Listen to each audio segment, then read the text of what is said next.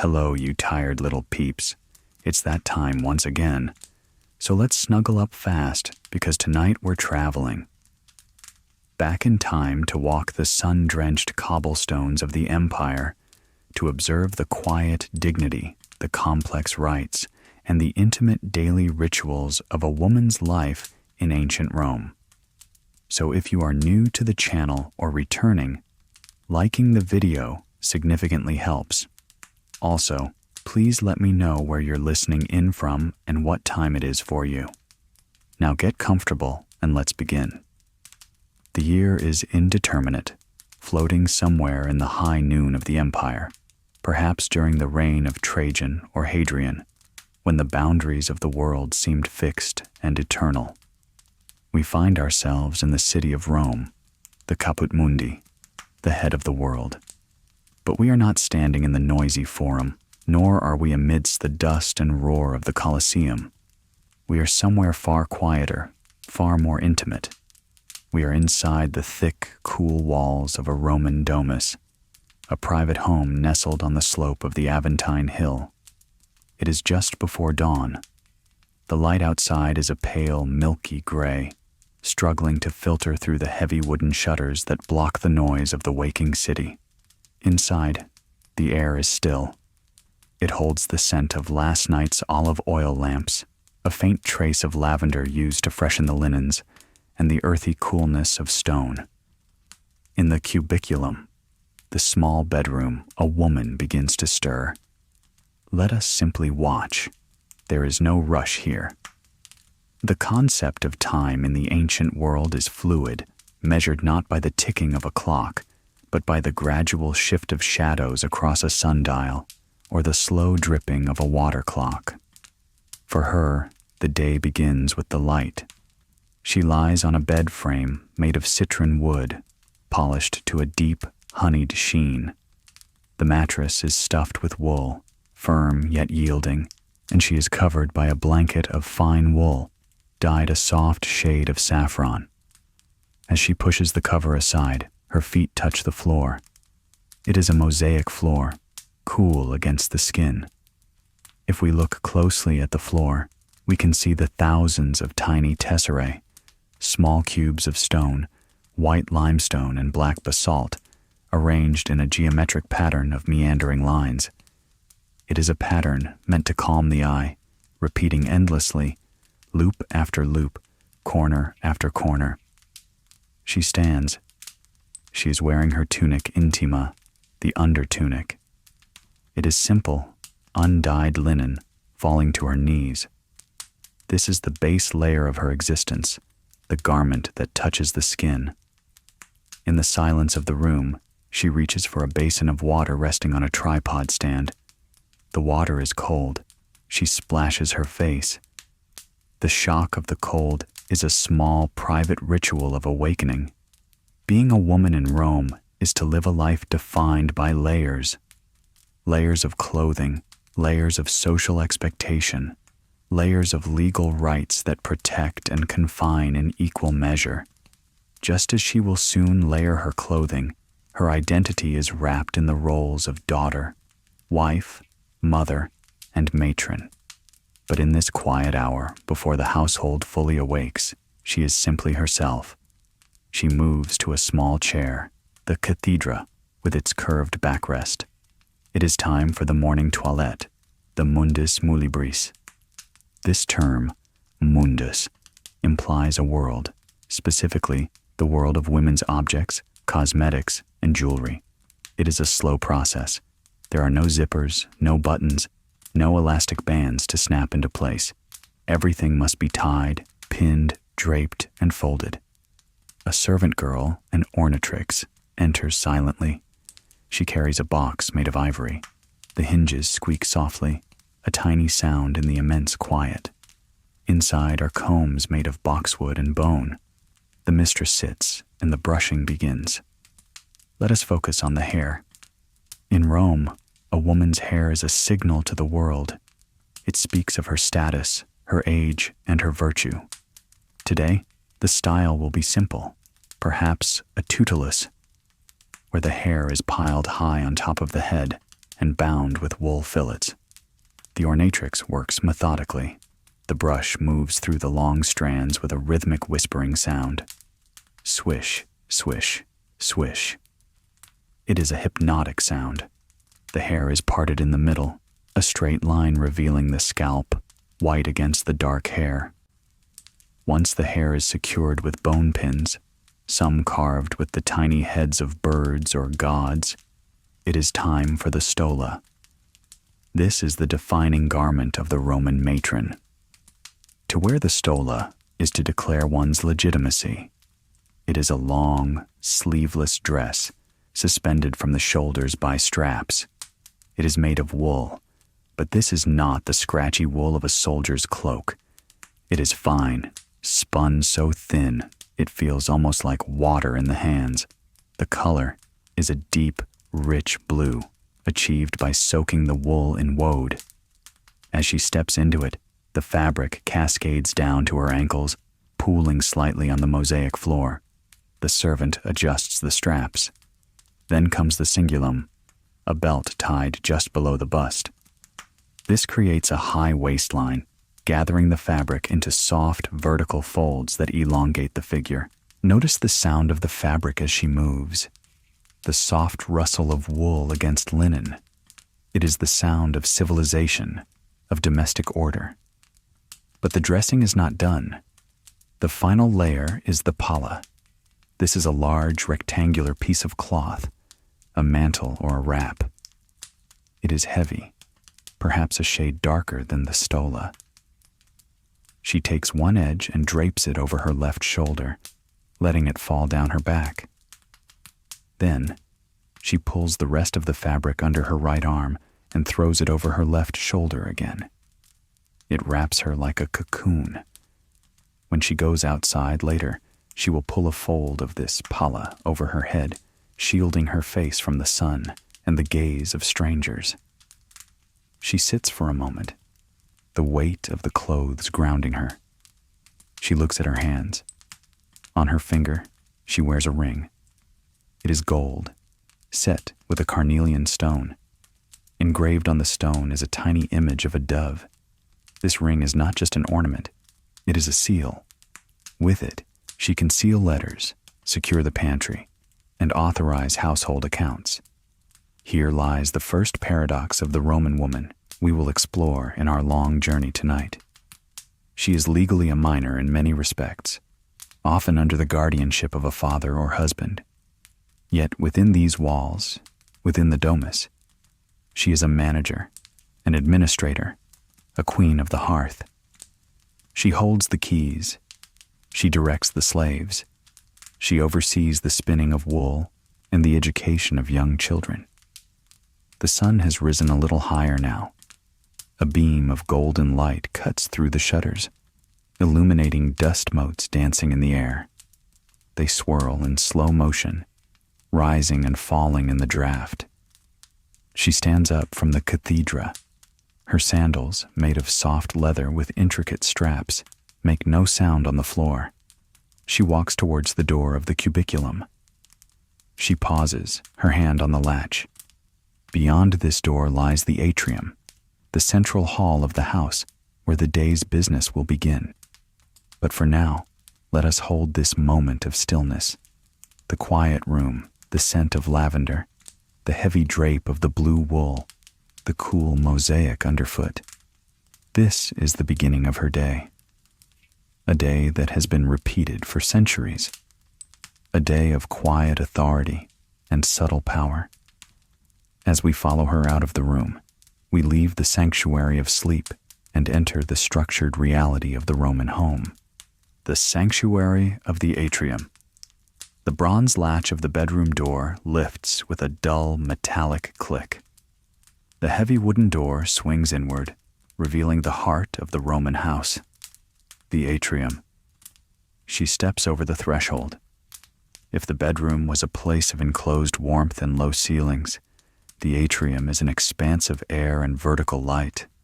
It is a space that breathes. Above, in the center of the high ceiling, is the compluvium, a square opening to the sky. Through it, The morning light pours down in a solid rectangular column, cutting through the shadows that cling to the corners of the room. Beneath this opening lies the impluvium, a shallow sunken pool set into the floor. It is lined with marble, cool and white. The water within it is perfectly still, a mirror capturing the square of the pale blue sky above. It holds the rainwater, the lifeblood of the house, collected from the roof tiles. As she walks past it, the hem of her long stola brushes the mosaic floor, the soft swishing sound echoing slightly in the high-ceilinged hall. The air here is different. It is fresher, carrying the crisp chill of the morning from the open roof, mixing with the lingering scent of wood smoke from the kitchen at the back of the house. She moves towards a niche in the wall, situated respectfully near the entrance. This is the lararium, the shrine of the household gods. It is a miniature temple, painted with frescoes of snakes, symbols of fertility and protection, and garlanded with painted leaves.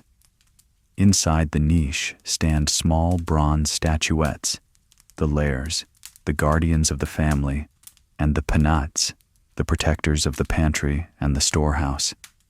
Here, the Roman woman performs one of her most vital, yet quiet, duties. She is the keeper of the domestic flame, the guardian of the family's spiritual favor. She reaches into a small ceramic bowl and takes a pinch of incense. She drops it onto a small brazier where a tiny coal glows. A thin ribbon of smoke rises, curling straight up into the shaft of sunlight. The smell is resinous and sweet, frankincense or perhaps rosemary. She murmurs a few words, barely a whisper. They are old words, formulaic and precise, asking for the safety of the household, for the health of her children, for the prosperity of her husband. This moment is not a grand public ceremony. It is a private transaction between the matron and the unseen spirits that dwell in the stones of the house. It is a moment of grounding. Turning from the shrine, her gaze falls upon a large wooden structure standing prominently in the atrium. It is a vertical warp-weighted loom. It is tall, made of smoothed oak, casting a long shadow across the floor. In the early days of the Republic, centuries before this morning, a woman of her station would have sat here all day, spinning and weaving the wool to clothe her entire family. Domum servavit, lanam fecit. She kept the house. She worked the wool. This was the highest epitaph a Roman woman could hope for. Now, in the height of the empire, with wealth and slaves at her disposal, she may not weave the rough tunics herself. But the loom remains. It stands there as a symbol, a silent testament to industry, virtue, and the economic center of the home. Baskets of unspun wool sit at its base, fluffy clouds of raw white fleece. There are spindles made of bone and whorls of terracotta. She runs her hand over the vertical threads of the loom. They are taut, creating a low hum if plucked. She checks the work of the slave girls from the previous day. The weaving is a slow, grid-like logic, over and under, over and under. A binary code of threads creating a fabric that protects the body from the elements. The house is waking up around her, but it is a gentle awakening. From the peristyle, the garden courtyard further back, comes the sound of a broom sweeping against stone. Scrape, pause, scrape. A rhythmic, abrasive sound that speaks of cleaning, of removing the dust of yesterday to make way for today. She sees a slave girl crossing the far end of the atrium, carrying a pitcher of water. The girl keeps her head down, moving with practiced invisibility. The mistress nods slightly, an acknowledgement of the order being maintained. In this large, open hall, the walls are not bare. They are painted in the fourth style of Roman wall painting. The plaster is colored a deep, rich Pompeian red, a color that seems to absorb the light and radiate warmth. On these red fields are painted fantastical architectures, slender columns that could support no roof, floating pavilions, and tiny framed landscapes. There are scenes of mythology, Narcissus gazing at his reflection, or perhaps Diana hunting in the woods. She pauses to look at a painted garland of fruit and flowers. The artist has captured the bloom on a grape, the curve of a pomegranate. These walls are a window into a world of imagination, blurring the lines between the solid stone of the house and the whimsy of the mind. She walks to the tablinum, the office of her husband, which sits directly between the atrium and the garden. The curtains are drawn back. The room is empty for now. A heavy wooden chest, the arca, sits in the corner, bound with iron bands. It holds the family's wealth, the documents, the deeds. She knows the contents of this chest as well as he does. While the law says the property belongs to the paterfamilias, the management, the stretching of resources, the daily economics of food and oil, that falls to her. She stands in the center of the tablinum, looking back towards the front door, the ostium. Through the narrow corridor, she can see a slice of the street outside. People are beginning to pass by. The shadows of carts flicker across the threshold.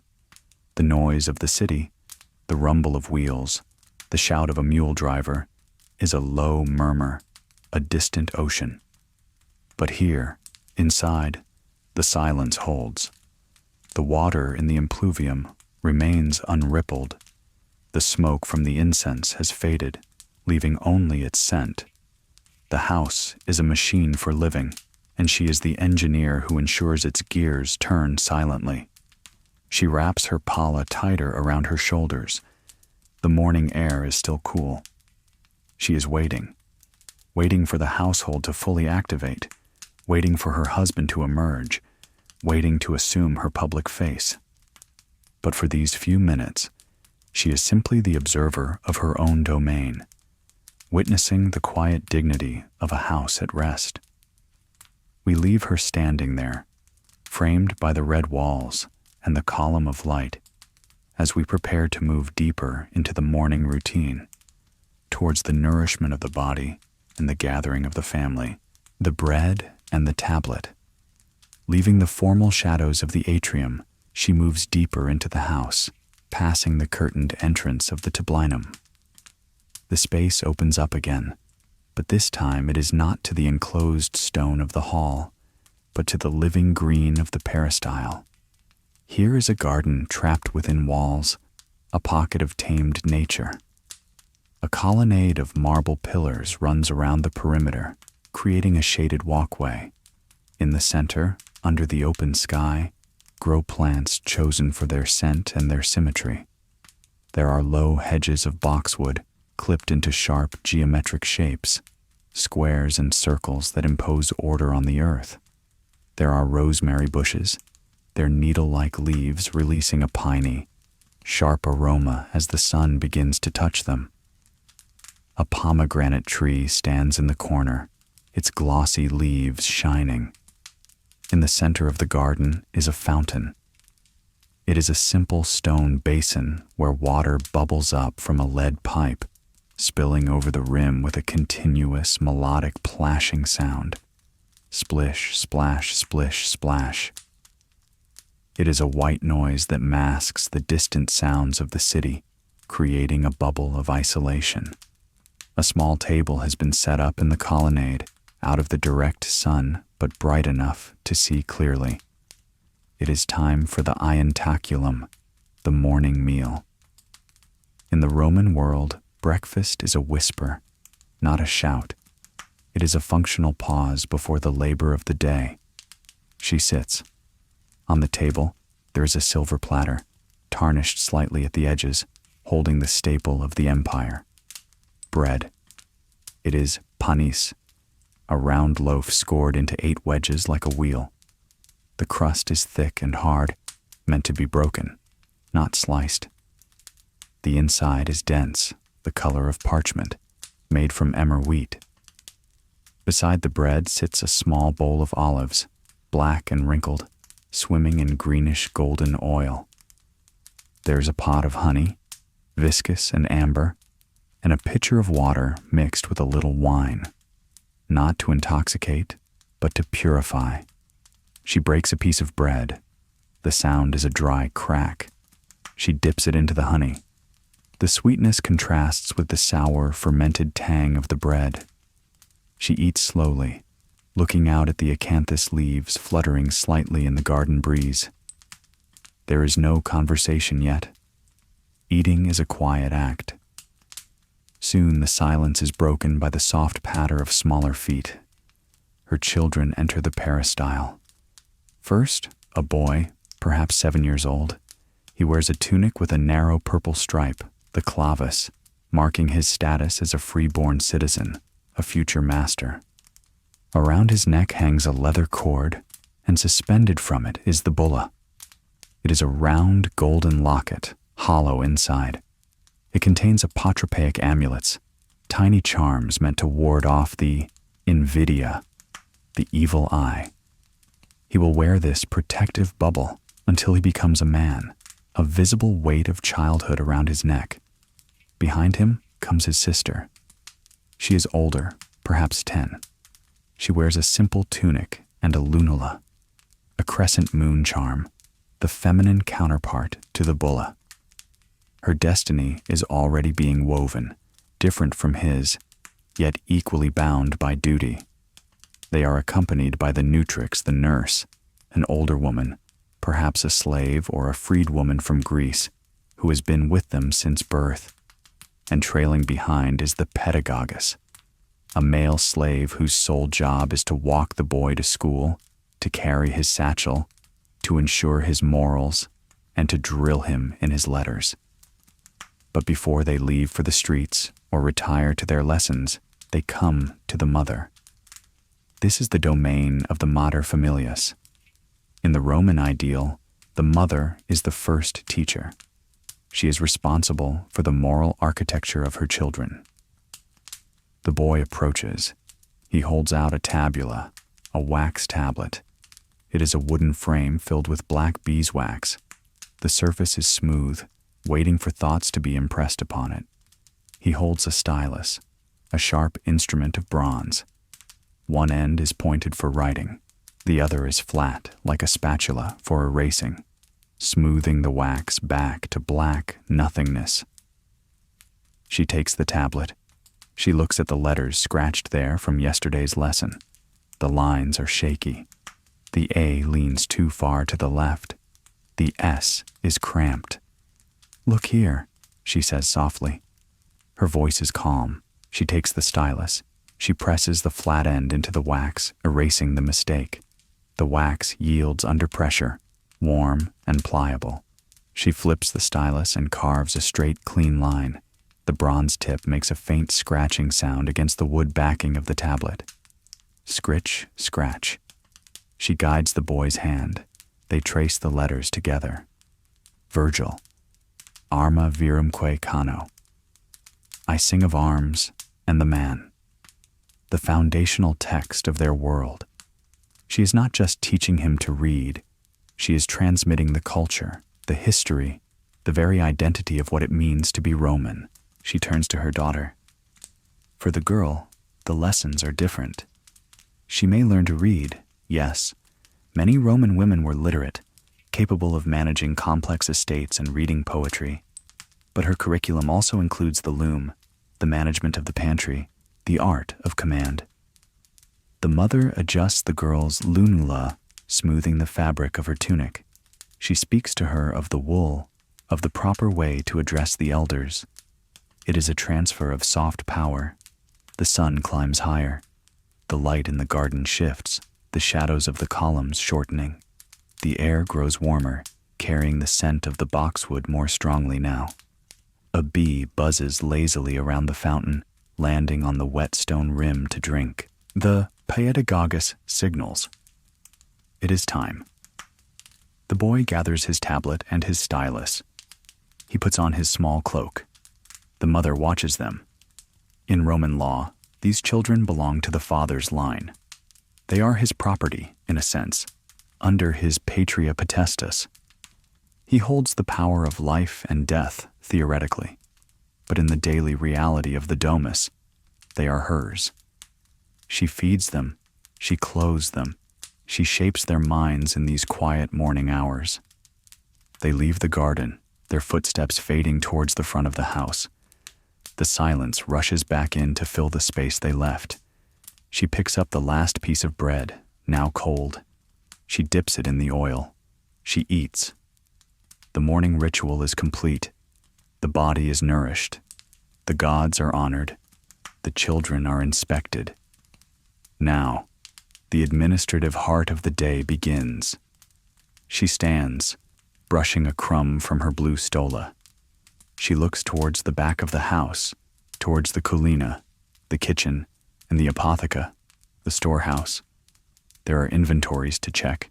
There are supplies to order. The domus is a business, and she is its CEO.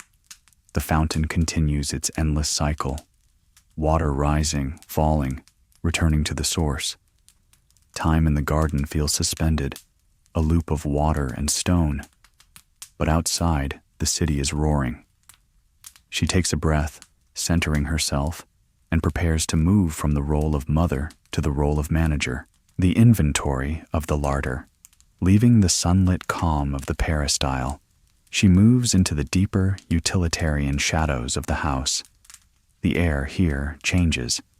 It loses the scent of rosemary and damp earth, replaced by a complex, savory heaviness. It smells of wood smoke, old wine, drying herbs, and the sharp tang of vinegar. She enters the kulina, the kitchen. It is a small, functional space, starkly different from the painted elegance of the atrium. The walls are stained with soot. High up, small windows let in shafts of hazy light that illuminate the dust and smoke drifting in the air. In the corner stands the masonry stove, a waist-high brick counter with hollows for charcoal fires. The embers glow a dull, pulsing red under a layer of gray ash. Earthenware pots, the ollie, sit on iron tripods over the heat. They simmer quietly. Bubble, bubble, hiss. A pot lid rattles gently as steam escapes. The cook, a slave named Cyrus, is chopping onions on a wooden board. The knife is iron, heavy, and sharp. Chop, chop, chop. The rhythm is fast and precise. He stops as the mistress enters, wiping his hands on his tunic. He nods, waiting. She does not need to speak much. She moves past the stove to the apotheca, the storeroom. This is the treasury of the household's sustenance. It is a cool, windowless room, lined with shelves. Here, the wealth of the Mediterranean agrarian cycle is stacked and catalogued. She pulls a small scroll from the fold of her belt, her personal inventory list. She unrolls it. The papyrus crinkles, a dry sound like dead leaves. Against the wall lean the amphorae. These tall, terracotta jars, with 2 handles and pointed bottoms, are the shipping containers of the ancient world. They are stamped with maker's marks and painted with notes in black ink. The weight, the origin, the vintage. She taps the side of a large amphora with her knuckle. It makes a dull thud. Full. This one holds olive oil from Baetica in far-off Spain. It is thick, green gold oil, essential for cooking, for lighting the lamps, for cleaning the body. It is the liquid gold of the empire. Next to it is a jar of garum. The smell is potent, fishy, and salty.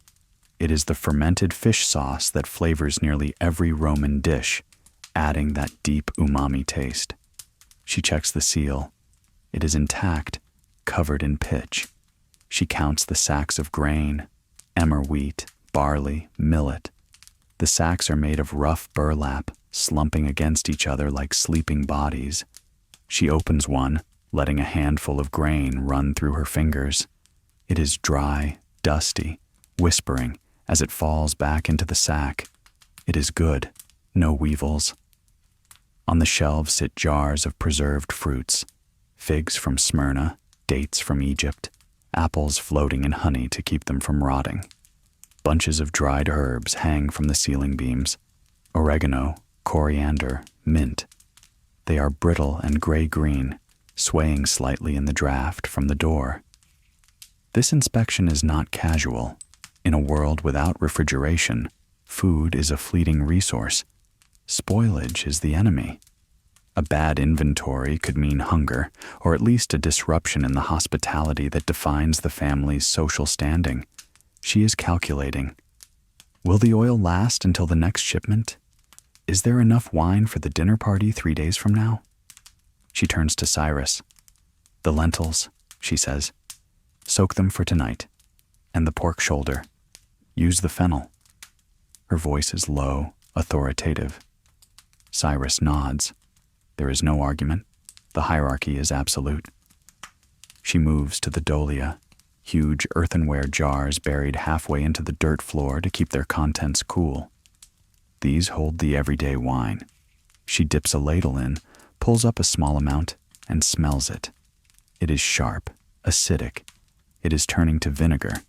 She sighs. This will be for the slaves, or for cleaning. She makes a note on her papyrus, scratching with a small lead plummet. Order more Sabine wine. The economics of the household pass through her hands. While her husband may bring in the coin, she is the one who transforms it into life. She knows the price of grain in the market.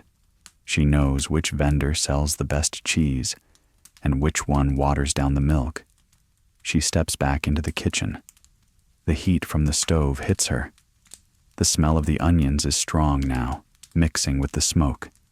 It is a visceral, earthy atmosphere. In the corner, a slave girl is grinding spices in a stone mortar. The pestle grinds against the stone. Grind, grind, grind. It is a heavy, friction-filled sound. Pepper from India, cumin from the east.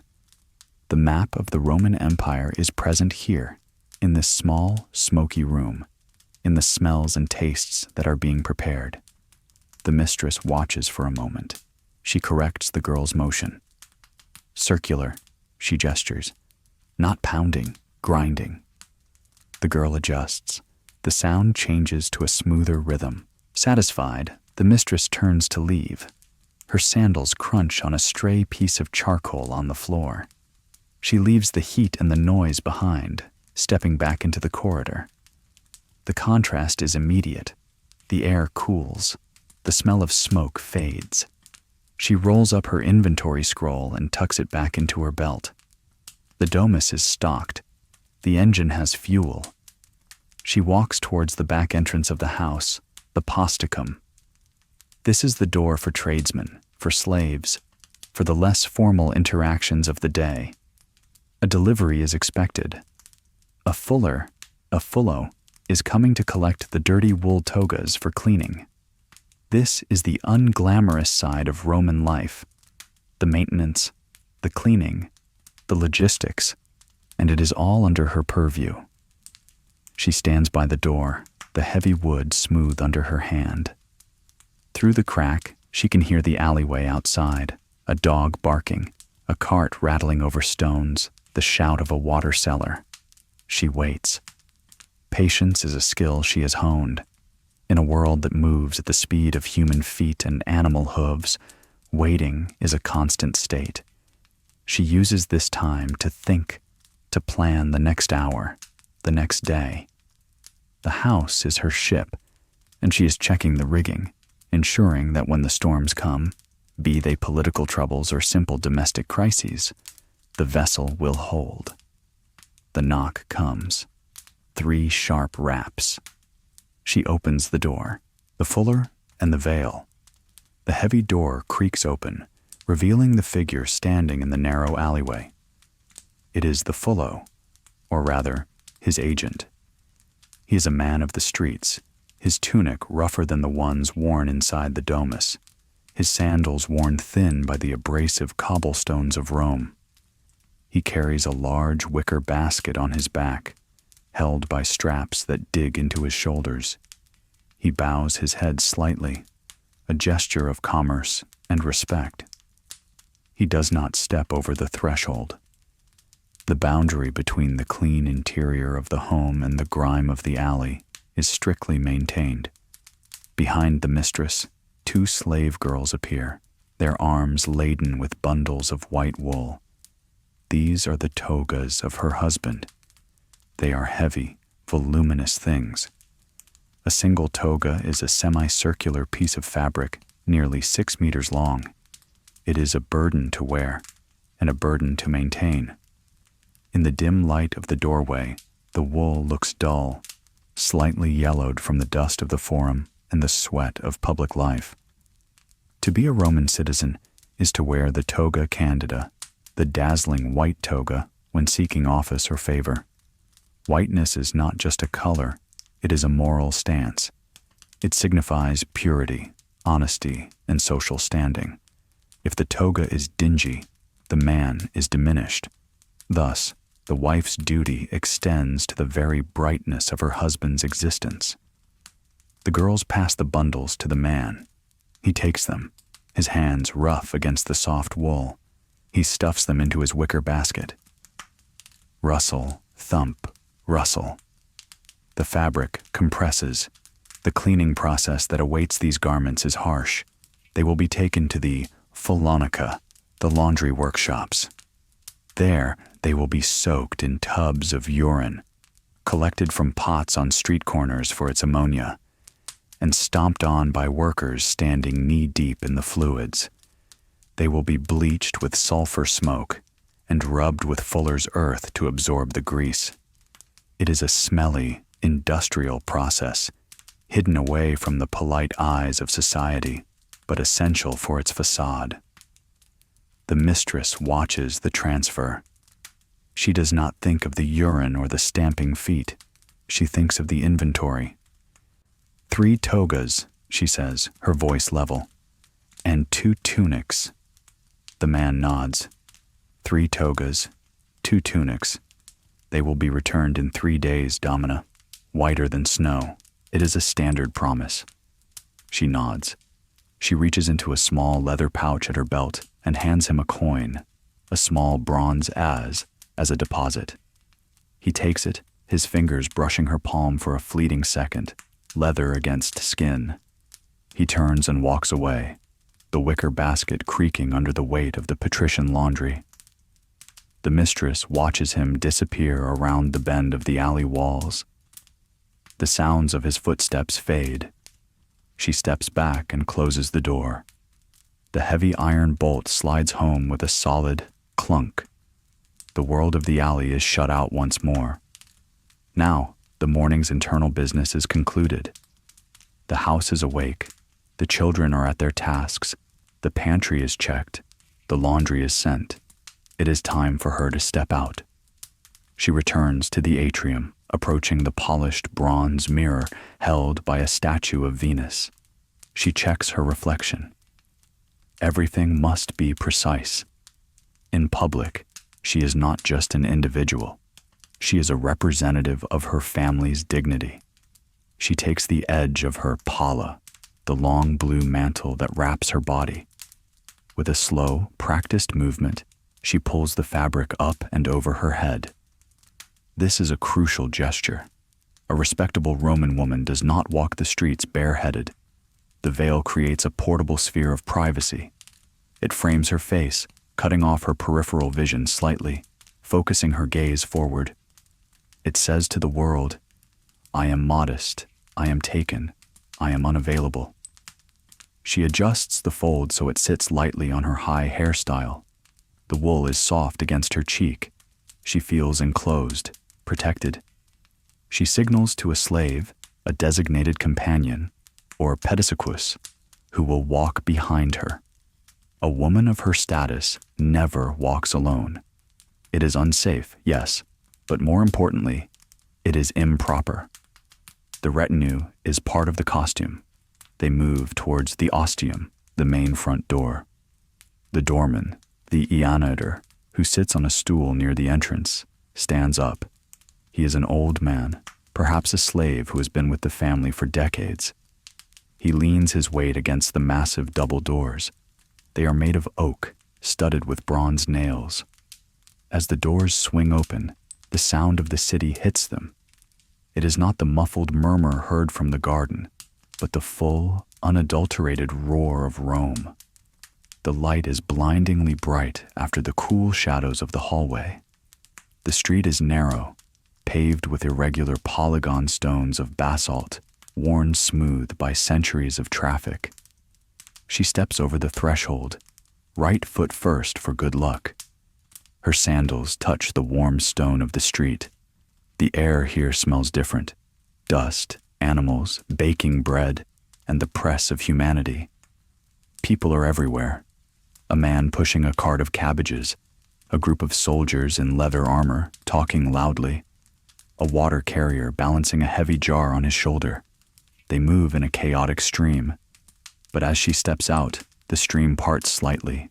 The blue of her stola, the veil over her head, the confident, slow pace of her walk, these are signals. She is a matrona. She possesses auctoritas in her own sphere. Men step aside to let her pass. She does not make eye contact. She looks straight ahead, her face serene, a mask of calm amidst the whirlwind. She is heading towards the market, or perhaps to the baths, or to visit a temple. Her journey has a purpose. She walks with a steady, rhythmic gait. Step, step, step. Her sandals click softly on the stones, a sound lost in the cacophony, but felt in the soles of her feet. We follow her from a slight distance, watching the blue figure navigate the stone labyrinth of the eternal city. She is a calm vessel, sailing through a turbulent sea, the Forum and the shadows. The street widens as she approaches the heart of the city. The narrow, winding alleys give way to broader avenues lined with porticos. The noise changes character here. The individual shouts and rattles merge into a grand, collective hum. This is the sound of empire. She walks under the shade of a colonnade, the stone pillars flashing by in her peripheral vision like the rhythmic ticking of a metronome.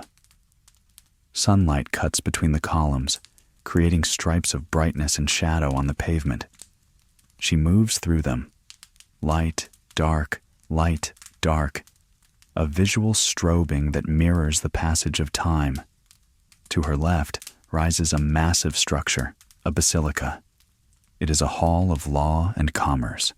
Through its open arches, she can hear the drone of voices, lawyers arguing cases, merchants settling contracts, money changers clinking coins. It is a male world largely, a world of negotium, business. Yet, women are not absent from this legal landscape. As she walks, she might think of the rights she holds, rights that have evolved slowly over the centuries. In the early days, a woman was always under the manus, the hand of a man. She passed from her father's hand to her husband's hand like a parcel of land. But now, things are different. She might be married sine manu, without the transfer of power. This means she legally remains part of her father's family, not her husband's. And if her father dies, she becomes sui juris. She becomes, in many ways, her own master. She can own property. She can make a will. She can divorce. It is a subtle freedom, hemmed in by custom and social pressure. But it is real. She touches the seal ring on her finger again. That ring represents her capacity to act. She could, if she wished, walk into that basilica and manage her own inheritance.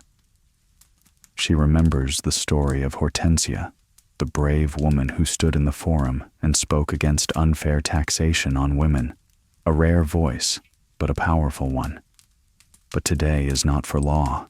Today is for the gods. She turns a corner and the Forum Romanum opens up before her. It is a canyon of marble. Temples rise on every side, their steps steep, their pediments crowded with statues of gods and heroes painted in vivid colors, reds, blues, golds. The air is thick with the smoke of 100 altars.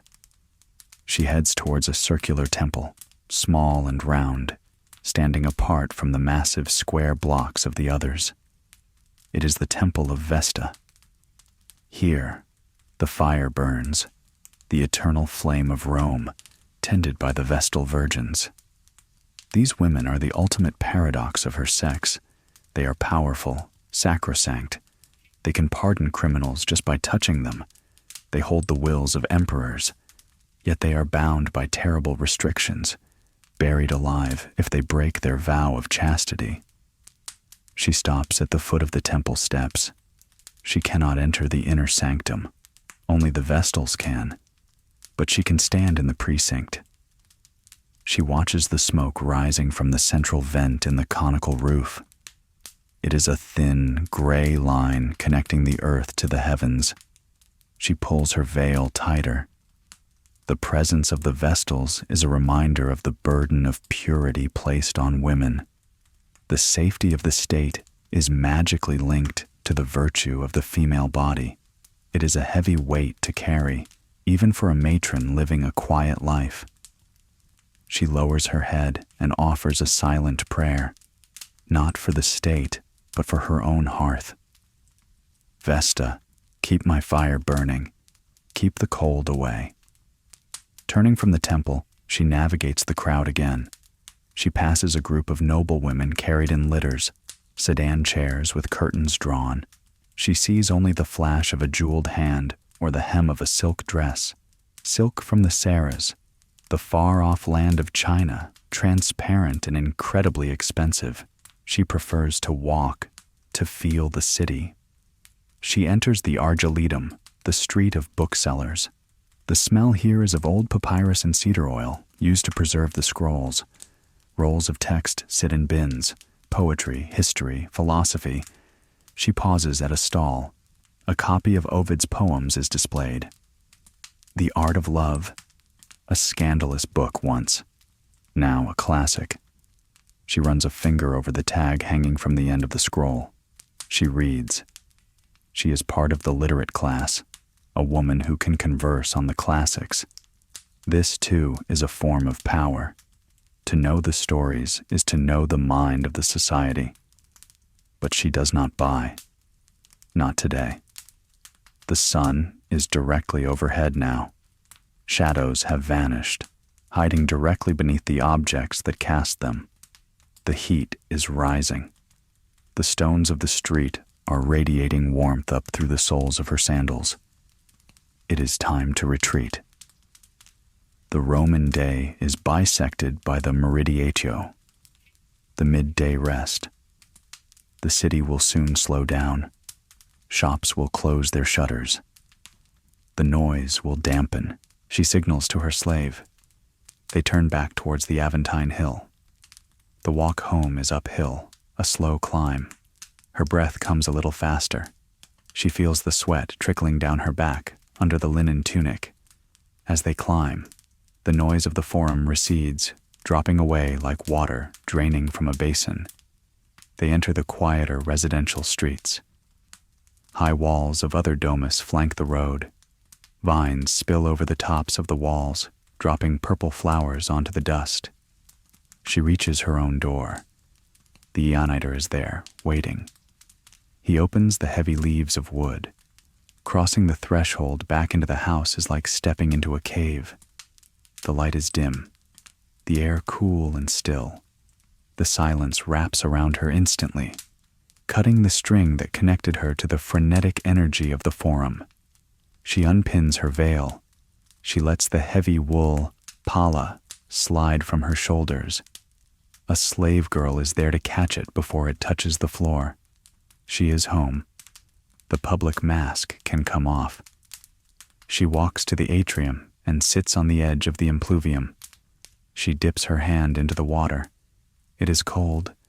She brings her wet fingers to her forehead. The morning is over. The afternoon awaits. An afternoon of rest, of baths, and of the social ritual of dinner. But first, the siesta. The city sleeps, and she will sleep with it. The ritual of the baths. The meridiatio, the midday rest, has passed. The house stirs again, but the light has changed. The harsh, vertical glare of noon has softened into the golden, slanted rays of late afternoon. Shadows stretch long across the mosaic floors, distorting into elongated shapes. She rises from her rest. The heat of the day lingers in the stones of the city, but the evening promises a reprieve.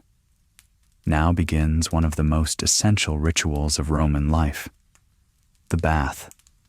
For a woman of her standing, the bath is not merely hygiene, it is a social imperative, a medical treatment, and a leisure activity all rolled into one. While many women frequent the large public thermae, immense complexes of marble and steam open to the populace, she might choose a smaller, private balneum, perhaps one attached to a wealthy friend's estate, or a more exclusive, smaller public facility designated for women at this hour. She prepares. The heavy wool of the stola is set aside. She changes into a lighter tunic, easier to remove. She packs no bag herself. Her slaves do this. They gather the strigils, curved bronze tools for scraping the skin, the flasks of perfumed oil, the towels of thick Egyptian linen, and the pumice stones. They leave the house. The streets are busy again, but the frantic energy of the morning market has been replaced by a more leisurely drift. People are heading to the baths, to the tavern, to dinner. Arriving at the bathhouse, she enters the apoditerium, the changing room. It is a humid space, smelling of damp stone and sweat. Along the walls are niches, cubbies for clothes. She disrobes. Her slaves take her garments, folding them neatly into a niche. She stands in her simple undertunic, or perhaps naked, depending on the custom of the specific bath.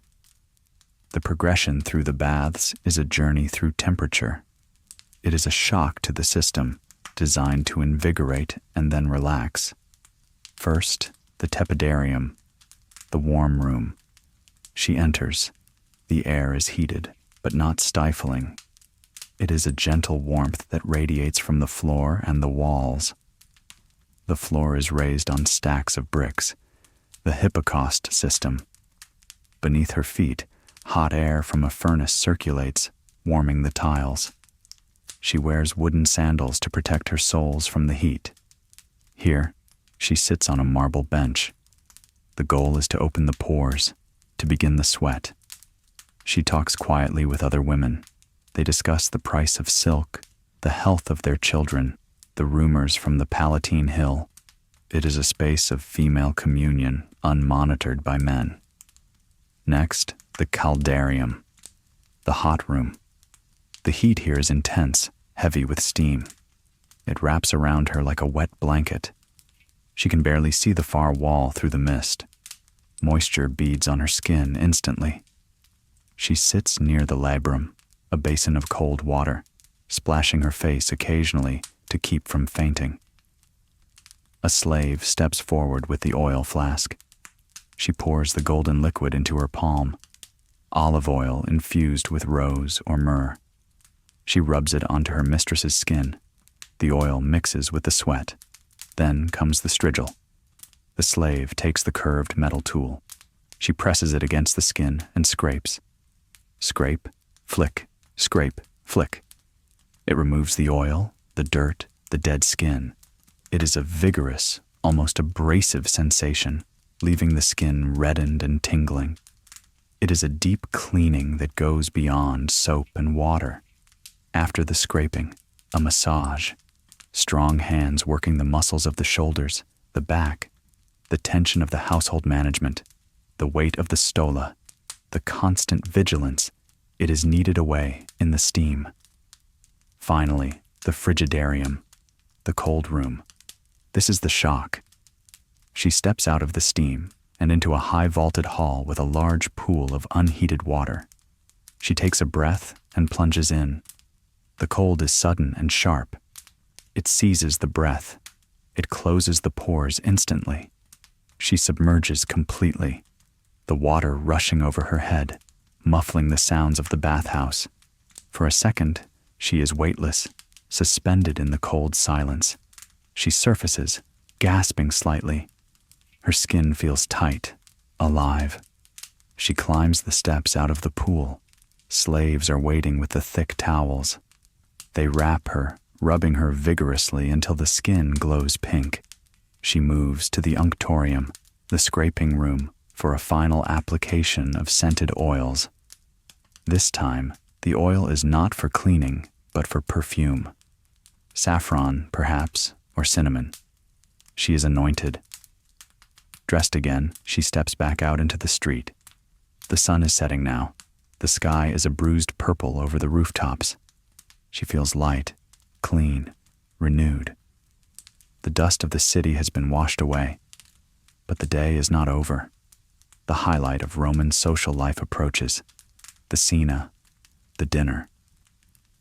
As she walks home, the smells of cooking fires are stronger. The smoke hangs low in the cooling air. Lamps are being lit in doorways, tiny pinpricks of orange against the gathering dark.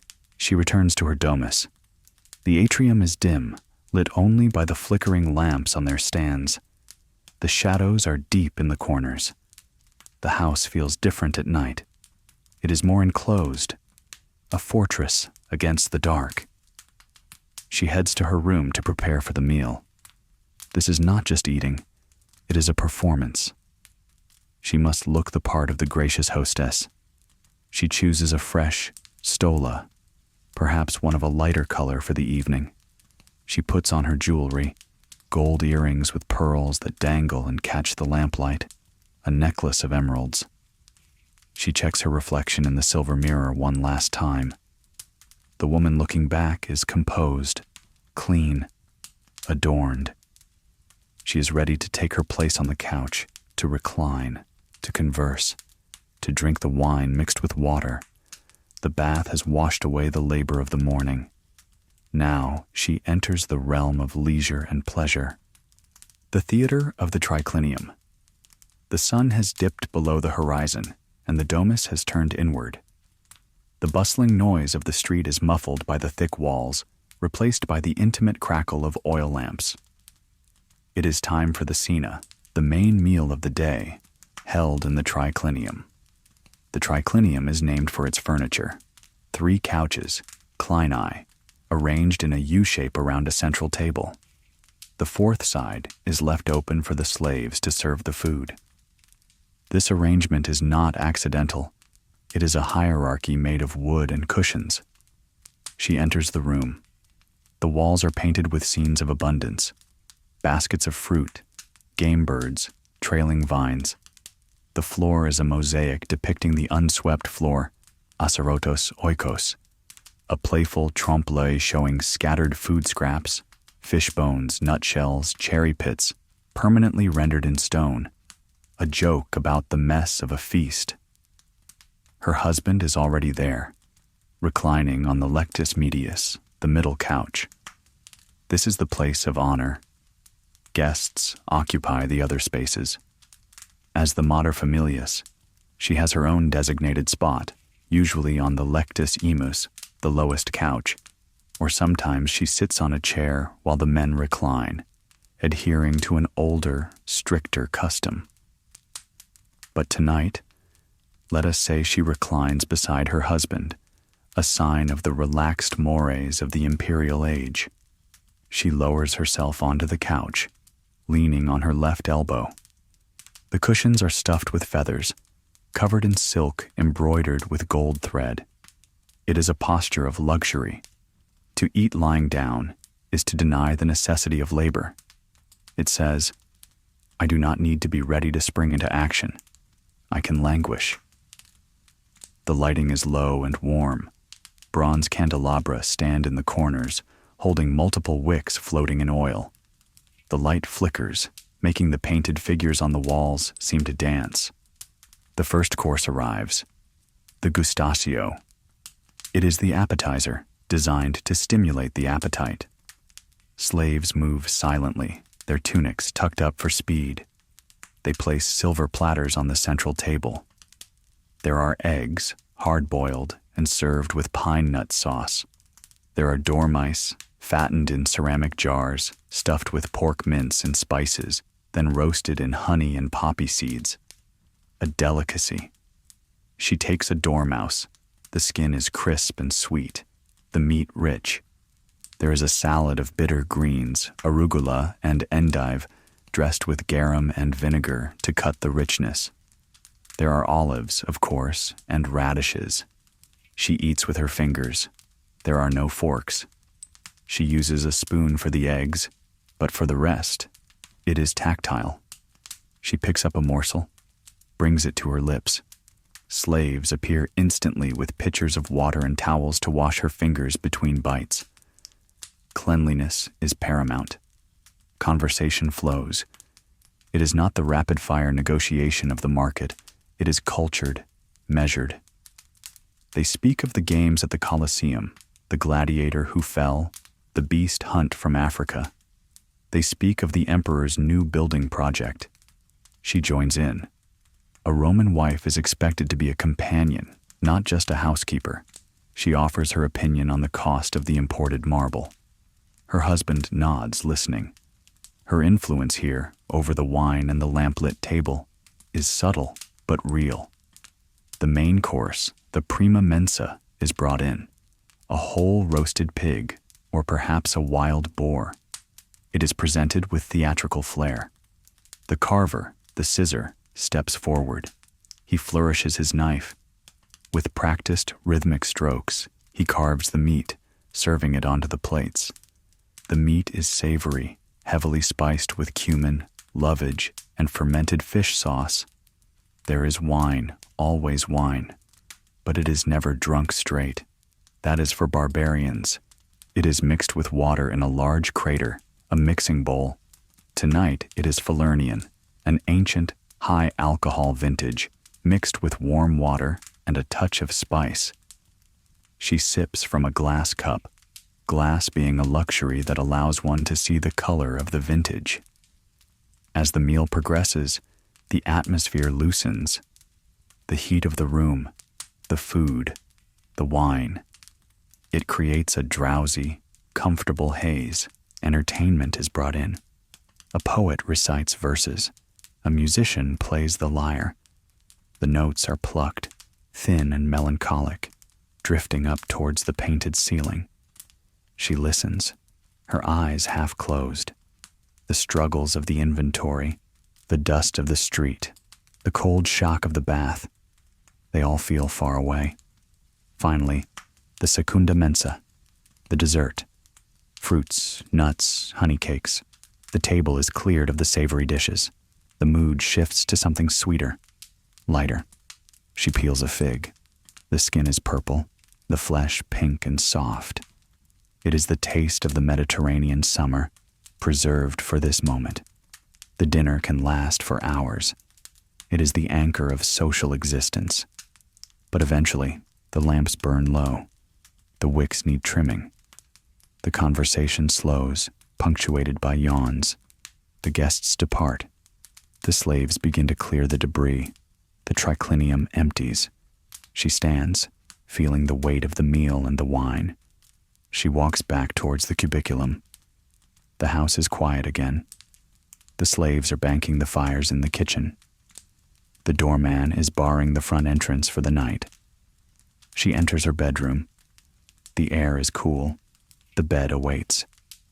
The day has come full circle. From the first gray light of dawn to the flickering orange of the oil lamp.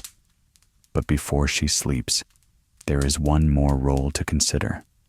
The role of the night, the fears and the superstitions that crowd the Roman mind when the sun goes down. She looks at the small lamp by her bedside. It has an apotropaic image on it, perhaps a Gorgon's head, to ward off nightmares.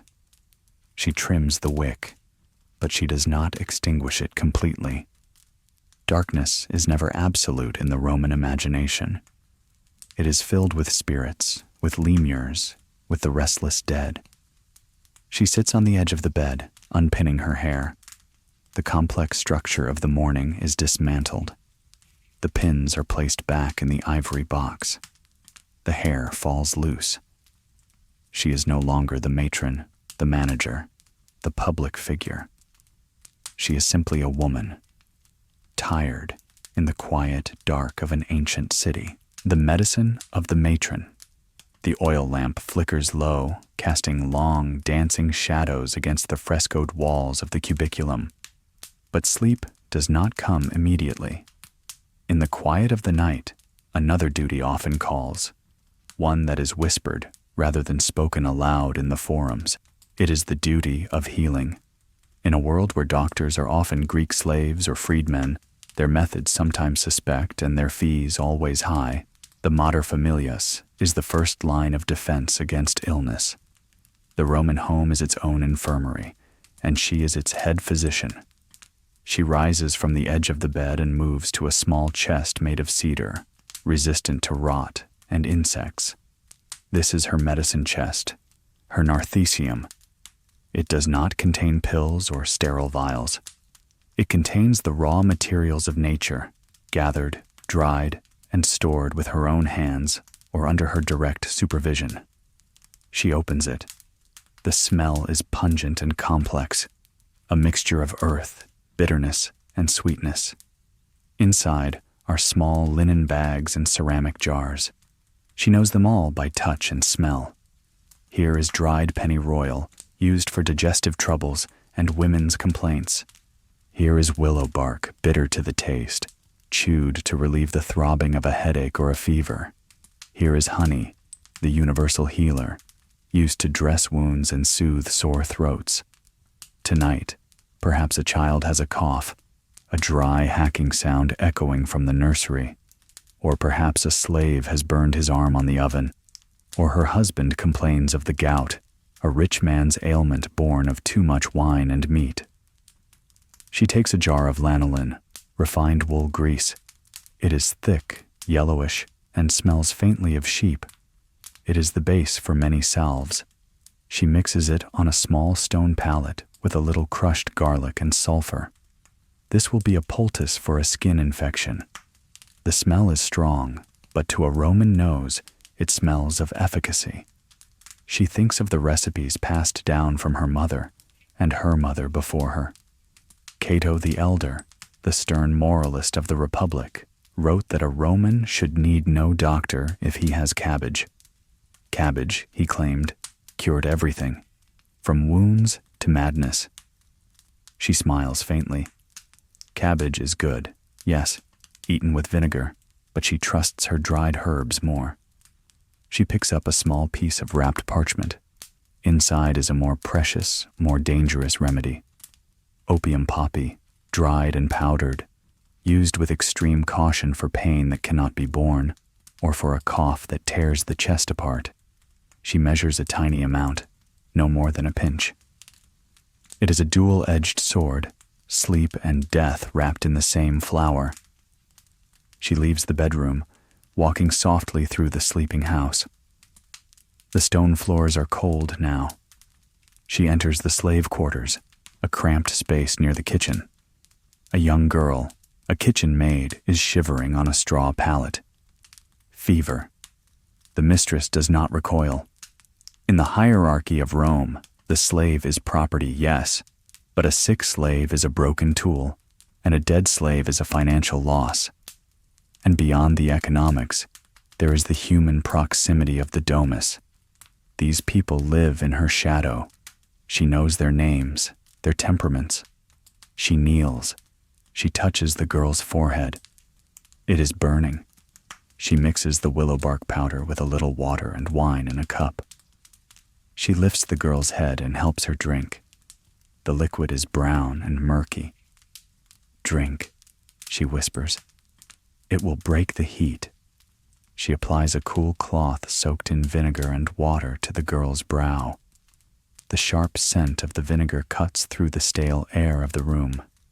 She sits there for a moment, watching. The breathing slows. The medicine, simple as it is, begins to work. This is the hidden science of women. While men write great treatises on anatomy and the humors, blood, phlegm, yellow bile, black bile, women deal in the practical botany of the backyard.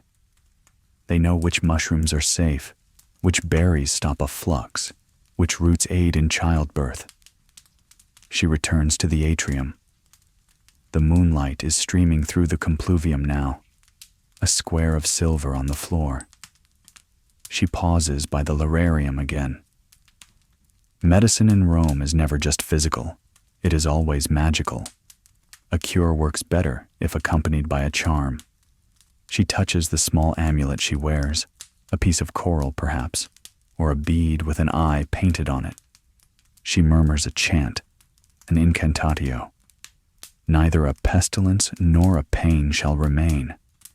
It is a rhythmic string of words, nonsense to the uninitiated, but full of intent. The power of the word is believed to bind the power of the illness. She moves back to her chest. She checks her supply of silphium. It is a rare resin from Cyrene, worth more than its weight in silver. It is the ultimate contraceptive, the herb that allows women some control over their fertility. The plant is going extinct, harvested to death by the demand of the empire. She has only a small nugget left. She guards it jealously. It is a secret power, a way to space the children, to preserve her own body from the endless cycle of birth. She closes the cedar chest. The lid snaps shut. The house is quiet again.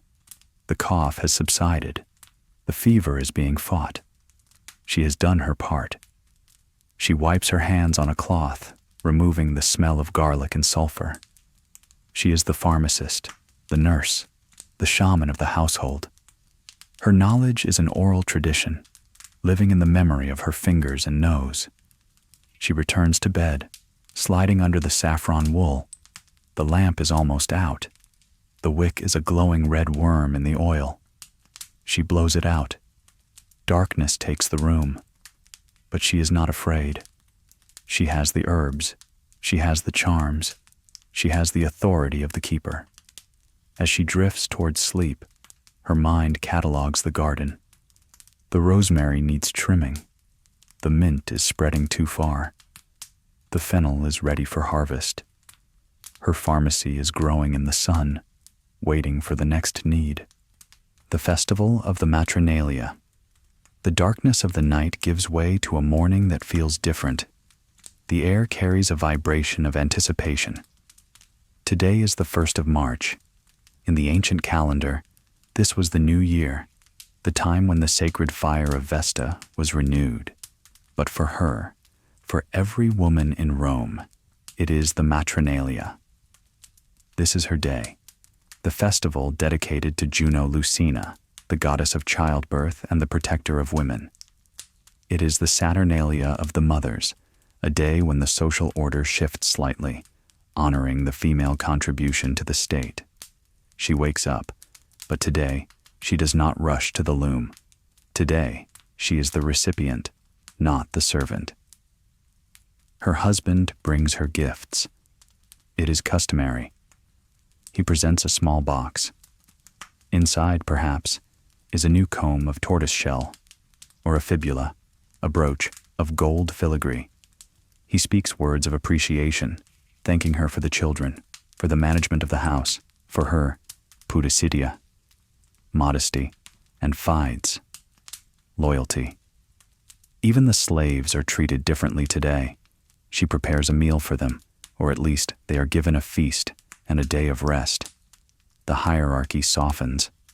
It is a recognition that the domus relies on everyone, but holds together because of her.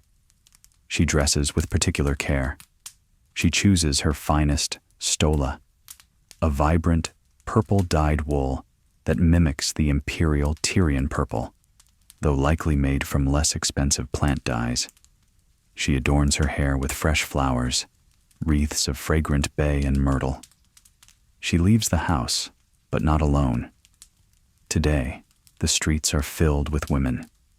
It is a river of color flowing towards the Esquiline Hill to the temple of Juno Lucina. They walk together, matrons, mothers, daughters. The usual retinue of slaves is there, but the atmosphere is communal. They chat openly. The silence of the modest wife is exchanged for the joyous noise of the celebrant. "Did you see the price of incense?" one asks. "My husband gave me a silver mirror," another boasts quietly. They reach the temple. It stands amidst a grove of sacred lotus trees. The air is thick with the scent of burning garlands. The steps are crowded. She climbs. At the top, the doors of the temple are thrown open. Inside, the statue of the goddess stands, holding a flower in one hand and a swaddled infant in the other. Juno Lucina, she who brings children into the light. She approaches the altar. She unties the knots in her clothing. She loosens her belt, unpins her hair slightly. This is the law of the temple. No knots. Knots bind, they obstruct. In the presence of the goddess of birth, everything must be loose to ensure an easy delivery, symbolic or literal. She offers her gift, a wreath of flowers, a small cake made of honey and meal. She prays, not just for herself, but for the continuity of life.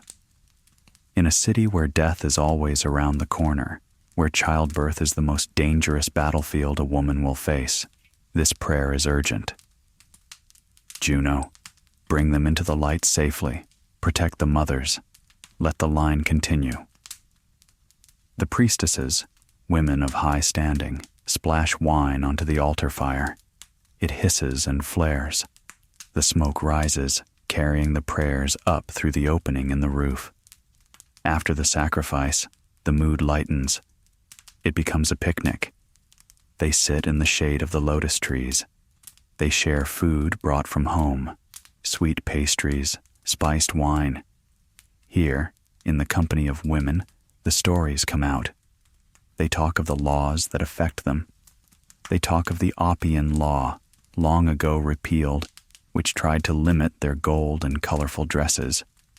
They talk of the current emperor's wife, her fashions, her influence. They critique. They analyze. This gathering is a reminder that Roman women, though disenfranchised from the vote, are a political force. They are the network that binds the powerful families together. A marriage is a treaty, and they are the ambassadors. She sits on the grass, watching the sunlight filter through the leaves. She sees a young bride, nervous, touching her belly. She leans over and whispers encouragement. It will be well. Juno is watching. This solidarity is the invisible infrastructure of the empire. The legions guard the borders, but the matrons guard the heart. As the afternoon wears on, the shadows lengthen. The festival begins to wind down.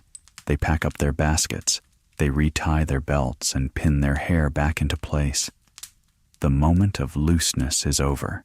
The structure of daily life must be reassembled. She walks back down the hill. The city is bathed in the golden hour light. She feels a sense of renewal. The matronalia is a reset button. It validates her existence. It says, "You matter. You are the source." She returns to her home. Her husband is waiting. The dinner tonight will be festive, a celebration of the family. She enters the atrium. The flowers in her hair are wilting slightly, but they still smell sweet. She goes to the lararium and places a single petal from her wreath before the household gods. A connection made between the great temple on the hill and the small shrine in the hall. She sits in her chair, the cathedra. She is tired, but it is a good tiredness. She looks around the room, the loom, the chest, the polished floor. It is all still there, waiting for her hand to guide it tomorrow. But for tonight, she is the queen of the feast. She smiles. The rights of a Roman woman are few on paper, but in practice, on days like this, Her influence is boundless. The seal of the sponsalia. The festival of matronalia has passed, and the house has returned to its rhythmic normalcy. But today, the atmosphere in the tablinum, the master's study, is heavy with a different kind of solemnity. It is the weight of law and the future. The mistress stands beside the heavy wooden table. Across from her sits her husband, and between them lies a document. It is not a simple inventory list today. It is a series of wax tablets bound together with leather thongs and a scroll of papyrus covered in dense, crabbed Latin script. They are preparing for the sponsalia, the betrothal of their daughter. The girl is young, barely 12 or 13, the legal age for marriage. She is not in the room. This is a business transaction, a treaty between families, and her presence is not required for the negotiation, only for the consent. The mistress runs her hand over the wood of the table. She looks at the document. It details the dues, the dowry. This is the capital she will take with her into her new life. It is a catalogue of protection. 20,000 sesterti in gold. Her husband reads aloud, his voice low and devoid of emotion. 2 parcels of land in the Sabine Hills.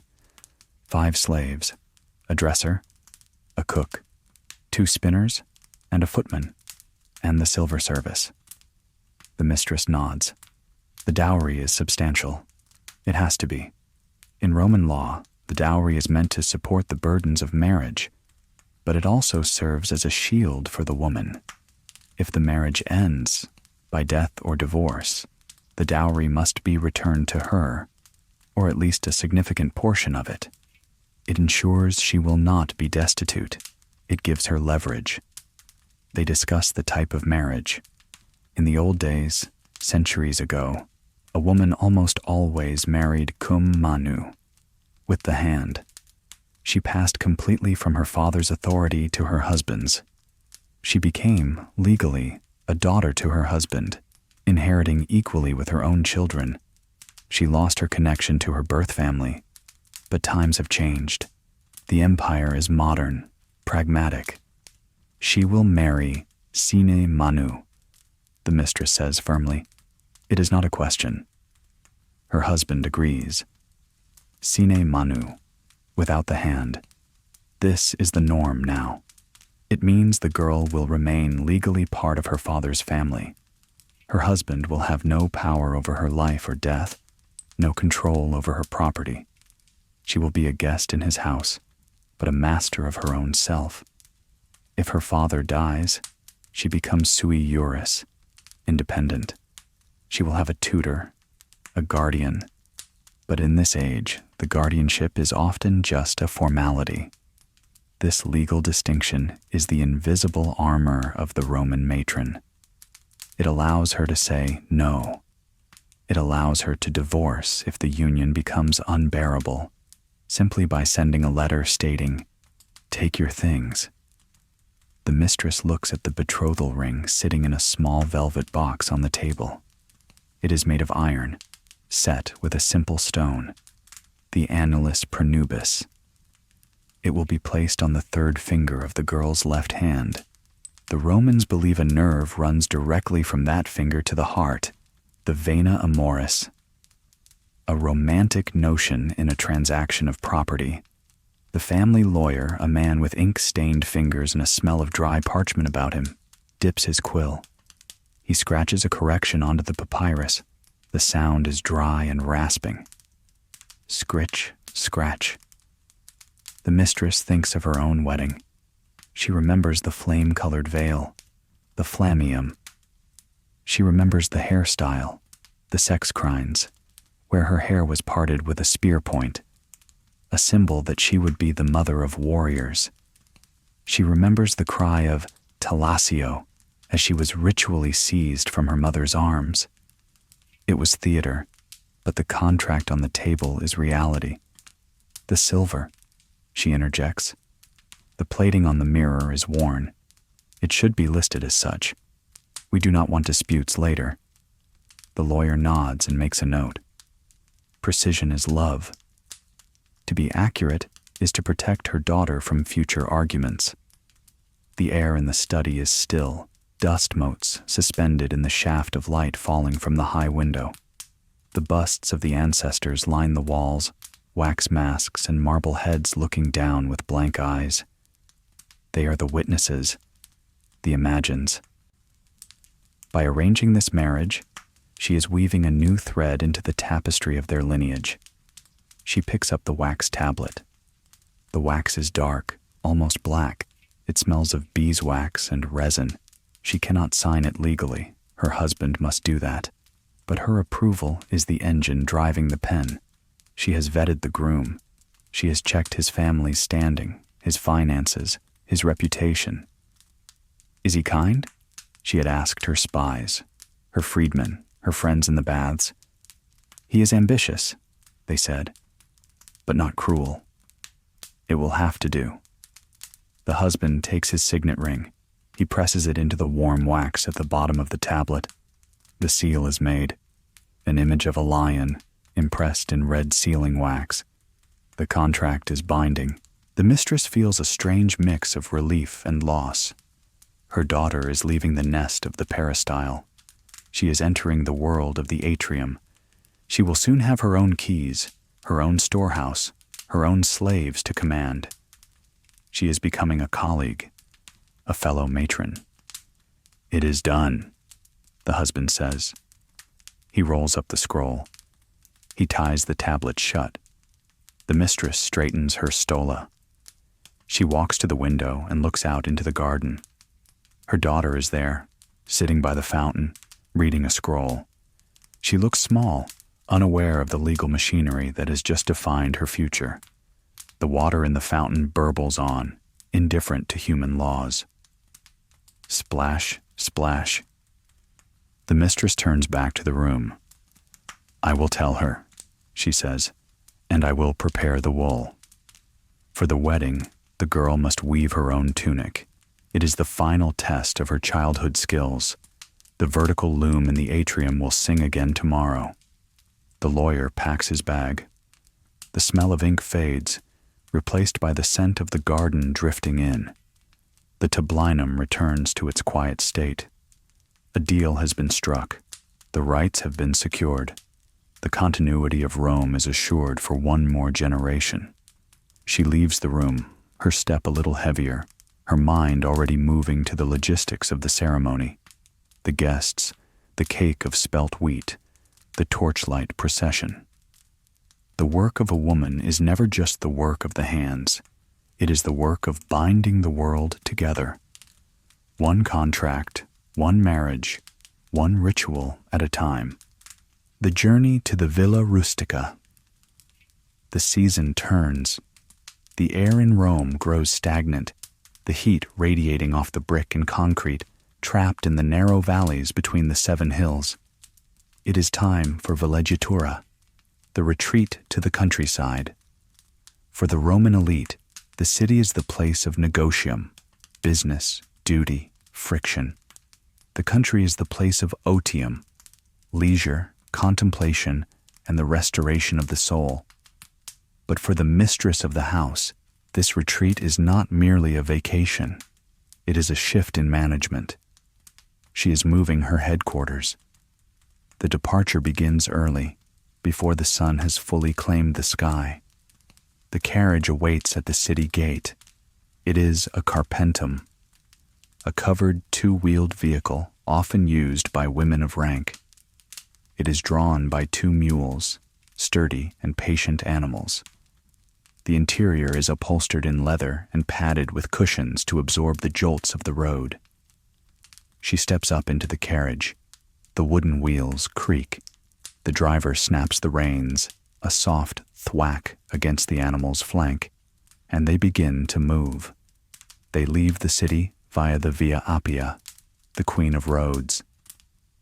The transition is gradual. The dense tenements of the suburbs give way to the solemn grandeur of the roadside tombs. In Rome, the dead are not buried within the walls. They line the highways, watching the travelers. She looks out through the curtains. She sees the monuments of ancient families, marble statues weathering in the wind, inscriptions asking for a prayer or a pause. Sista viator. Stop, traveler. She does not stop. The wheels rumble over the large polygonal basalt stones. Rumble, bump, rumble, bump. It is a rhythmic, hypnotic sound that vibrates through the frame of the carriage. The city noise fades, the shouts, the hammers, the crying, replaced by the steady beat of travel and the drone of cicadas in the cypress trees lining the road. The landscape opens up. The claustrophobia of the urban canyon is replaced by the sprawling golden light of the Campagna. Hills rise in the distance, covered in a patchwork of vineyards and olive groves. The air changes. It loses the smell of sulfur and garbage, gaining the scent of dry grass, heated stone, and pine resin. They travel for hours. The rocking of the carriage induces a trance-like state. She watches the world pass by, a shepherd moving a flock of sheep, their bells clinking softly, a legionary walking alone, his hobnailed boots crunching on the gravel, a farmer pruning a vine. Finally, the carriage turns off the main highway onto a smaller, unpaved road. The ride becomes softer, quieter, as the wheels roll over packed earth. They ascend a gentle slope. At the top, nestled among umbrella pines, sits the Villa Rustica. This is not the enclosed fortress of the townhouse. The villa is open to the landscape. It has porticos that face the view, catching the breeze. It is a working farm, a factory of food, but also a palace of rest. The villicus, the farm manager, is there to greet them.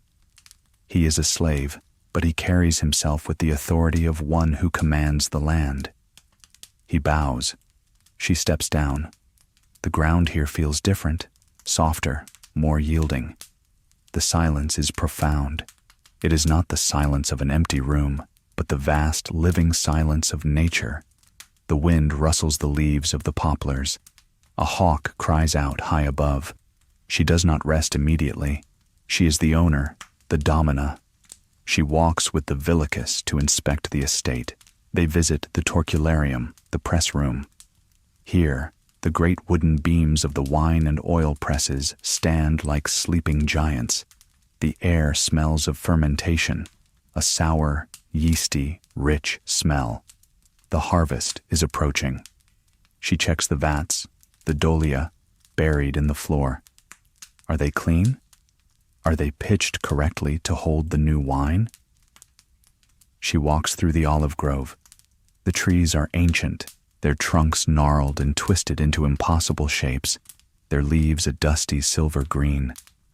She touches a branch. The olives are forming, small, hard knots of green. This is the wealth of the family. Not the gold in the chest, but this, the oil that will light the lamps and dress the food of Rome. She walks to the apiary. The bee is a revered creature in Rome, a model of industry and order. The hives are made of woven wicker and cork. The sound is a low, constant hum. Bzzz. It is the sound of productivity without complaint. She watches the bees returning with pollen on their legs. The sun begins to dip. The light turns syrupy and golden, casting long shadows across the fields.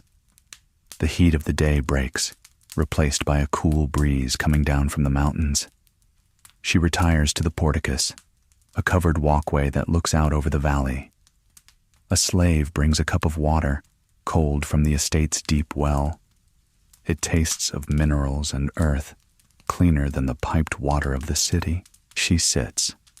She watches the sun go down.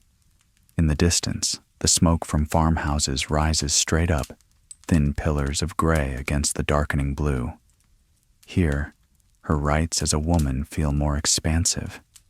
In the city, she is defined by her social relations, who she visits, who she marries, who she dines with. Here, she is defined by the land she manages. She is the steward of the earth. The night sounds begin. The crickets start their rhythmic chirping. An owl hoots, a mournful, hollow sound. Hoo-hoo. She breathes deeply. The stress of the sponsalia, the noise of the forum, the pressure of the eyes of society, it all drains away. The villa is a sanctuary. She wraps her shawl around her shoulders. It is time for supper. A simple meal of estate-grown vegetables and fresh cheese. And then, sleep. A deep, dreamless sleep, far from the roar of the eternal city, cradled by the quiet indifference of the hills. The writing of the letter. The morning sun at the villa is different from the city sun. It doesn't strike the pavement with a glare. It filters through the umbrella pines, dappling the terrace with soft, moving patches of light. The air is still cool, carrying the scent of dew on the grass and the faint, sweet smell of ripening grapes. The mistress sits at a small, three-legged table in the peristyle garden of the villa. It is quieter here than in Rome. No carts, no shouting, only the chirping of sparrows and the rustle of the wind in the cypresses. On the table before her lies a sheet of papyrus. It is expensive material, imported from the marshes of the Nile, its fibers pressed in a crosshatch pattern that catches the ink. Beside it sits an inkwell, the atramentarium, made of bronze, containing a black ink made from soot, gum, and water. She holds a reed pen, a calamus, which she has sharpened herself with a small knife. She is writing a letter. Letter writing is the lifeline of the Roman elite. It is how the vast, disconnected empire speaks to itself. It is how a mother maintains her influence when she is far from the capital. It is a slow, deliberate conversation, spanning days or weeks. She dips the pen. The reed drinks up the black liquid. She brings it to the papyrus. Claudia Severa, to her Lepidina. Greetings. She writes in a cursive script, the letters flowing together. Harder to read than the block capitals of monuments, but faster to write. The pen scratches softly against the fibrous paper. Scritch, scritch, pause. She is writing to a friend, another matron whose husband is stationed in Britain at the edge of the known world. She imagines her friend there, in the cold, wet north, huddled by a coal fire. I send you warm wishes from the hills of Tusculum. I hope this letter finds you in good health. If you are well, then I am well. It is a formulaic opening, a polite ritual. But then the tone shifts. She writes of the harvest. She writes of the wool yield. She writes of the children. The little one has begun to read Greek. His tutor is pleased, but he misses his father. She pauses, looking out at the vineyard. The ink dries on the tip of the pen. She dips it again. I am sending you a package by the imperial post. Some dried figs from our estate, which I know you love, and a jar of the new oil. Also, 2 pairs of socks from the wool of the Tarentine sheep. The cold there must be terrible. This is the economy of care. Socks, oil, figs, small physical manifestations of friendship that traverse the thousands of miles of Roman roads. The Vindolanda tablets preserved in the mud of Britain tell us that this is exactly what Roman women did. They sent socks. They invited each other to birthday parties. On the 3rd day before the Ides of September, it is my birthday. I ask you to come if it is at all possible. She knows it is likely impossible. The journey is too long. But the invitation is the point. It asserts the bond. It says, distance does not break us. She writes about the politics of the city, carefully. Letters can be intercepted. She uses euphemisms. The wind blows strong from the Palatine, she writes, referring to the emperor's volatile mood. We keep our cloaks tight. She writes of her daughter's betrothal. She is weaving her tunic. She is brave, but I see the fear in her eyes. I tell her it is the way of things. Remember when we were young? The act of writing is a moment of reflection. As the ink flows, she clarifies her own thoughts. She structures her anxieties into sentences, making them manageable. The sprawling chaos of life is reduced to lines of black text on a pale background. She finishes the letter. Vale, soror. Farewell, sister. She sprinkles fine sand over the wet ink to dry it. Shh. She blows the sand away. She rolls the papyrus carefully. She takes a piece of string and ties it. Then she lights a small candle. She holds a stick of red sealing wax over the flame until it melts and drips onto the knot. Drip, drip. While the wax is still soft, she presses her ring into it.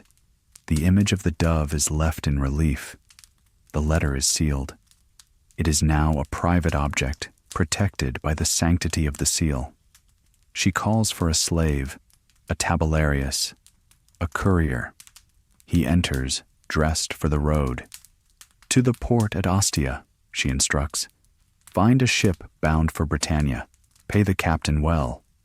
He nods, takes the scroll, and tucks it into his leather pouch. He leaves. She watches him go. Her words are now traveling. They will travel by mule cart, by river barge, by sea galley. They will cross the Alps or sail around the Pillar of Hercules. They will survive storms and bandits. And weeks from now, perhaps, a woman in a wooden fort near Hadrian's Wall will break the seal, smell the dried figs, and hear her voice. The connection is made. The network holds. She sits back. The sun has moved. The shadow of the column has shifted. The day's administrative task is done. Now she can return to the garden, to the physical reality of the villa. But part of her mind is already on the road, traveling north with the socks and the news, a ghost in the machine of the empire. The vintage and the old gods. The letter has been sent, carried away by the courier's steady stride. Now, the mistress turns her attention to the earth itself.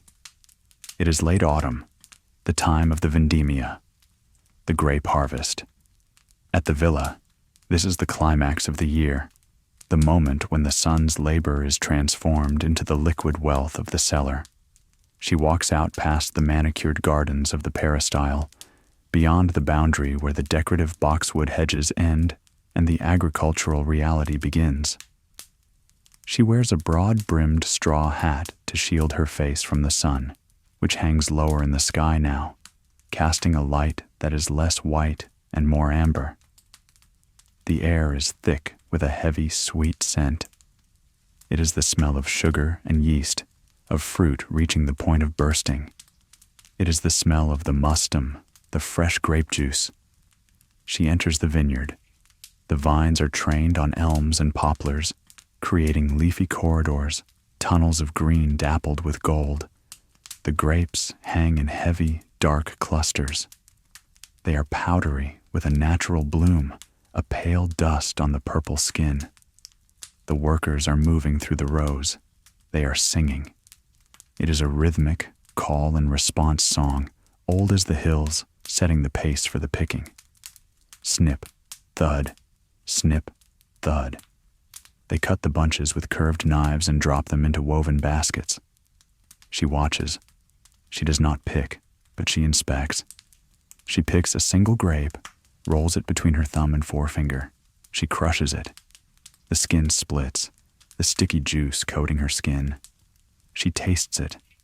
It is sweet, cloying, with a hint of the tannin from the skin. It is ready. This oversight is crucial. If the grapes are picked too early, the wine will be thin and sour, too late, and they may rot or raisin on the vine. The timing is a negotiation with nature, and she holds the final vote. She follows the baskets to the torcularium. Here, the atmosphere is frenetic but contained. The grapes are dumped into the treading floor, a shallow masonry basin.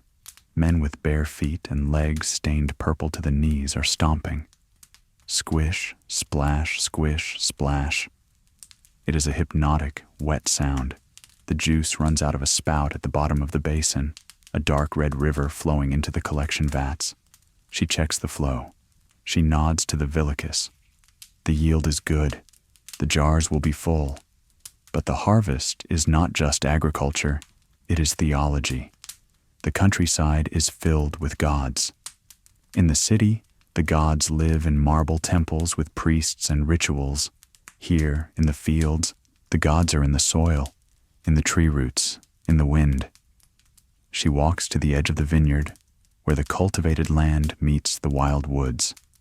There stands a small, rustic shrine. It is not a building, but a simple stone altar, weathered by centuries of rain, covered in moss. Beside it stands a large oak tree. This is a shrine to Ceres, the goddess of grain and motherly love, or perhaps to Liber, the rustic god of the vine. It is informal. She has brought an offering, not gold, not incense. She takes a small cake made of the first flower of the season and a flask of the new wine. She pours the wine onto the roots of the oak tree. The dark liquid sinks into the dry earth, vanishing instantly. "For the fruit," she whispers, "for the sleep of the earth." She ties a woolen ribbon to a low branch of the tree. It flutters in the breeze, joining other ribbons, faded by the sun and rain, prayers from years past. This connection to the cycle of the seasons is what grounds the Roman matron. In the city, time is measured by elections, by festivals, by the whims of the emperor. Here, time is circular. The vine sleeps in winter, wakes in spring, fruits in summer, and dies back in autumn. It is a reassurance. No matter what happens in the forum, the grapes will grow again. She walks back towards the villa. The sun is setting, turning the sky a brilliant, bruised purple that matches the stains on the treader's legs. The air grows chill rapidly. The tramontana wind is beginning to blow from the north, a signal that winter is coming. Soon, they will pack up the villa. They will cover the furniture with linen sheets. They will shutter the windows. They will return to the stone embrace of Rome for the winter season. But they will take the harvest with them.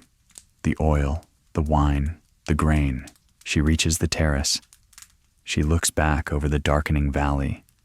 Fires are being lit in the workers' huts, tiny points of light in the vast darkness. She feels a deep, physical tiredness. It is the fatigue of the harvest, sympathetic to the labor she has witnessed. She wraps her shawl tighter. The summer is over. The year is closing down. She enters the villa. The lamps are lit. The table is set. But tonight, the food tastes different. It tastes of the result. The bread is from her grain. The wine is from her vines. The oil is from her trees. She eats slowly, savoring the autonomy of it. She is the provider. In this quiet moment, before the return to the complex social web of the city, she is simply the mistress of the harvest, the keeper of the abundance.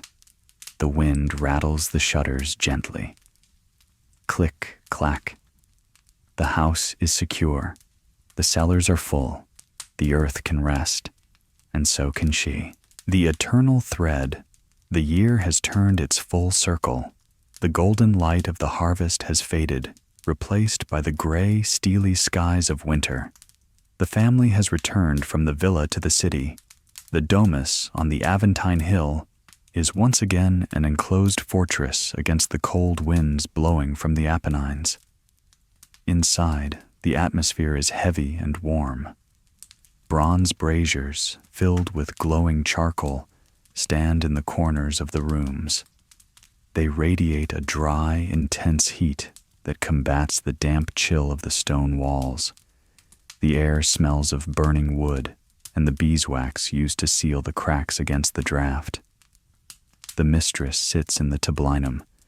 It is late. The household is asleep. The children are tucked into their beds, heavy wool blankets pulled up to their chins. The slaves are resting in their quarters.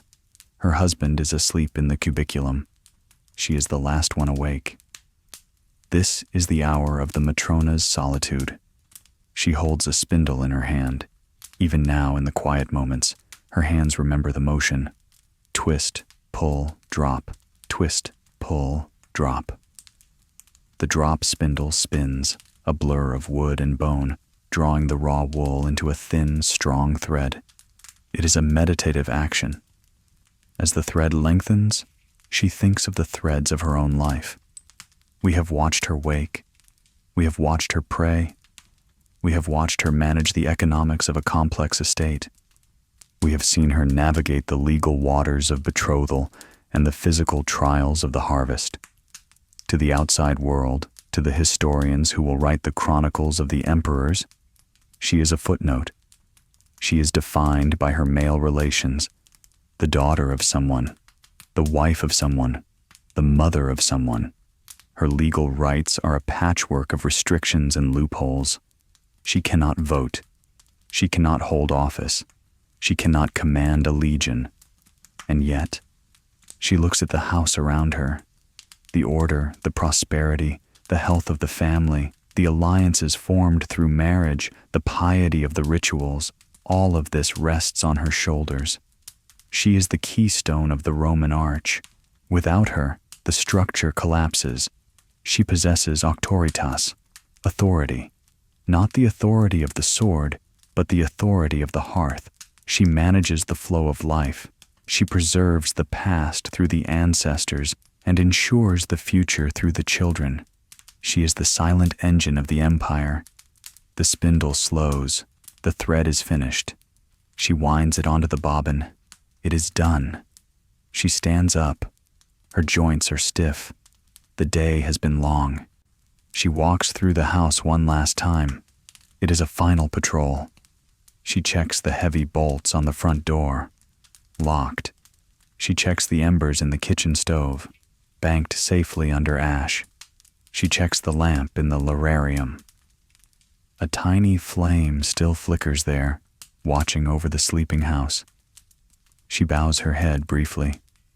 Good night, Lares. Good night, Penates. She moves to the bedroom. She enters the small, quiet room. She places the spindle on the table. She takes off her ring, the seal of the dove, and places it in the ivory box. She unpins her hair. The weight is released. She is no longer the matron, the domina, the manager. She is simply a tired human body, seeking rest. She climbs into the high bed. The wool is warm. She pulls the heavy covers up. The sounds of Rome outside are muffled, distant. The shout of a night watchman, the bark of a dog. They are far away, belonging to a different world. She lies on her back, staring up into the darkness. Her breathing slows. In, out, in, out. A slow, steady rhythm, matching the spinning of the world. The tension of the inventory lists fades. The worry about the dowry dissolves. The heat of the harvest sun is a distant memory. There is only the dark and the warmth and the silence. The Roman woman sleeps. Her history is written not in stone, but in the quiet endurance of daily life. In the bread broken, the wool spun, the child comforted, the letter written. It is a history of soft power, of resilience, of dignity. And as she sleeps, the city of Rome sleeps with her. The forum is empty. The temples are closed. The 7 hills are silent shadows against the night sky. We leave her there, safe in the sanctuary she has built. The thread is spun. The knot is tied. So, you tired little peeps, we have walked the cobblestones, smelled the incense, and touched the wool. We have lived a day and a year in the life of the empire. Now, the journey is over. The fire is low. The lamp is out. Thank you for traveling with me tonight. If you are still awake, let your eyes close. Let the darkness wrap around you like a heavy blue mantle. Let the silence of the atrium fill your mind. You are safe. You are warm. You are resting. Sleep, sleep, sleep. Good night. If this journey through the duller side of history helped you unwind and maybe even drift off, please let me know. First, hit that like button if you enjoyed this historical lullaby. Second, subscribe to the channel so you don't miss future installments of history too boring to keep you awake. Finally, I'd love to hear your thoughts. Drop a comment below about which historical topic you find so mundane. It deserves to be our next sleepy video. Your suggestions will shape our journey into the world's most delightfully dull past.